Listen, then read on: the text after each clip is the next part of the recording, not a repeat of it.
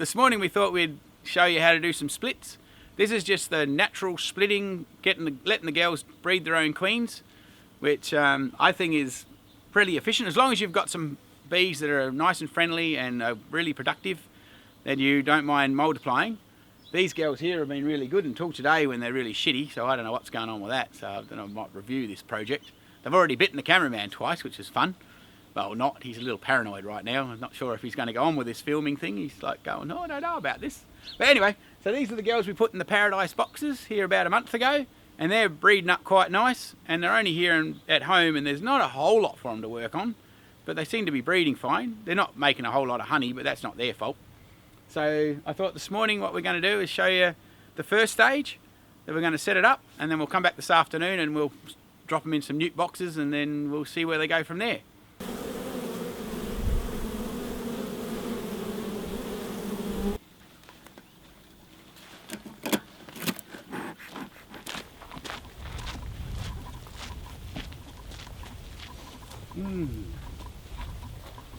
There's the usual ritual. We'll give them a little bit of smoke. I was reading something interesting about smoking in the old days. Apparently, they used to use tobacco. So that would have been pretty weird. Obviously, back in the day, there was heaps of tobacco farming going on with the bee farming, and it's probably all the crappy leaves they couldn't sell. But how fucked up would that be for the bees? Imagine that. All the lung cancer people would get really psycho.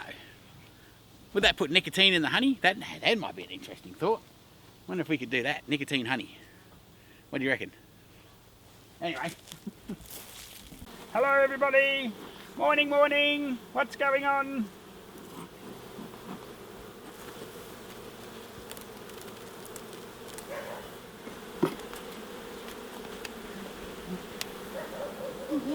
Fresh bit of fresh honey coming on. Now, anyway, so what we're going to do, this is obviously just the super where the top of where they're storing a bit of honey. So what we're going to do is we want to get into the brood box, and we want to find some fresh brood that we're going to raise up, and we're going to stick up here in the top here and let the girls run up to look after it. And then this afternoon we'll have some nurse bees that we can take off and we can put in a different box, or in a little newt box. So we want to take 2 frames out the top. I found 2 frames seems to work good, because then when you pull them out later on, you'll see we'll pull out 2 frames like that, and then all the girls are stuck in the middle a bit. Help. Oh, nearly fell over. Not even drunk yet.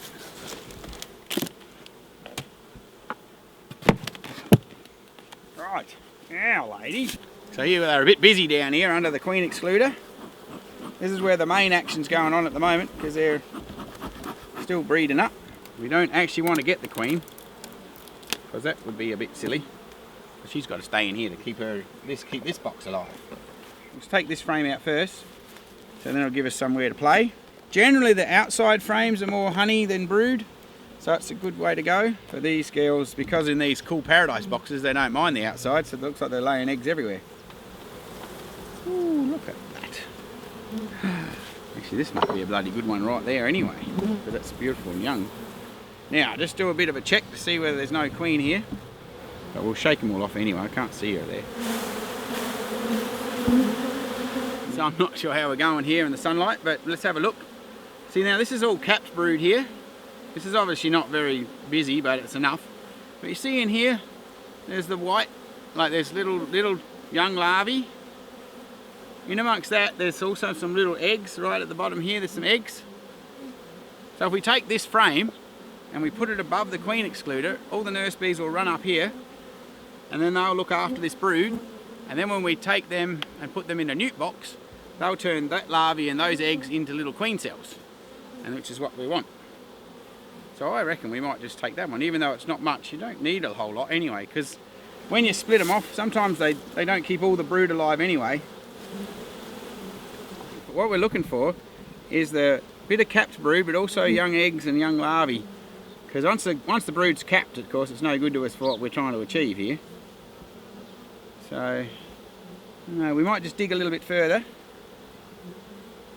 The interesting thing is, when they make the caps here, that's a mixture of wax and pollen.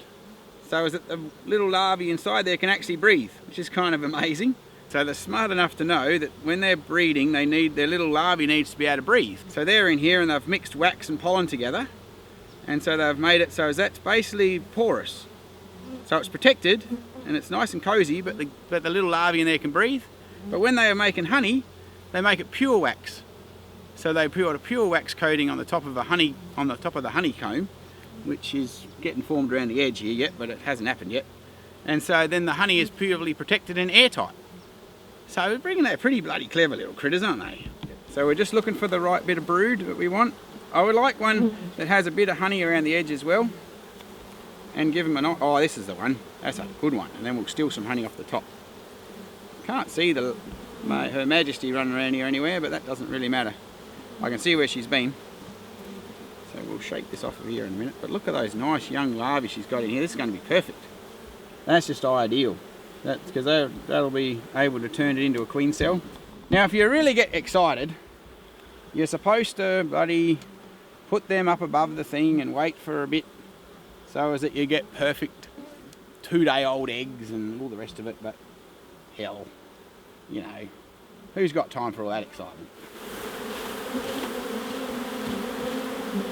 I don't know where she is yet, but we can see where she's been. And you actually really don't even need to find the queen on this project. You just need to make sure she's doing her job well.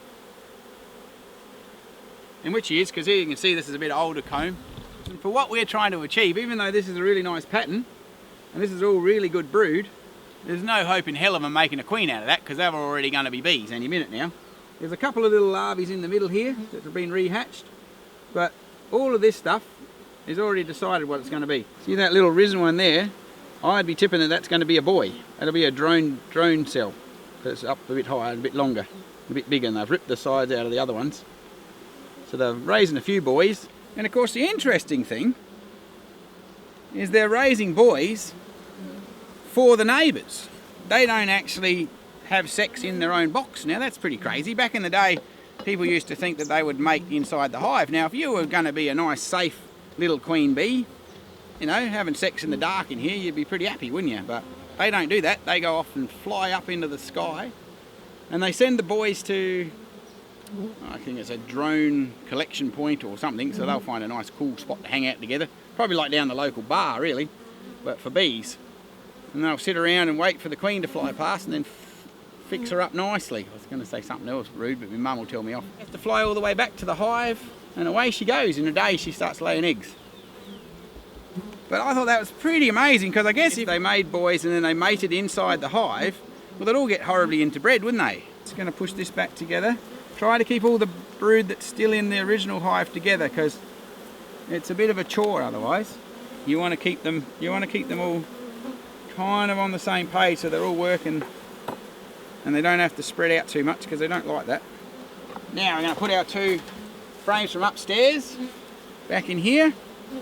So then they can use that. They've started to build a bit of wax foundation, build that out a bit.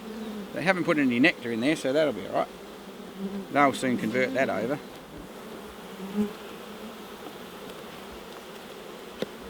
So those 2 frames are from the top. And then we're going to put our queen excluder on. So then we're going to put our super back on.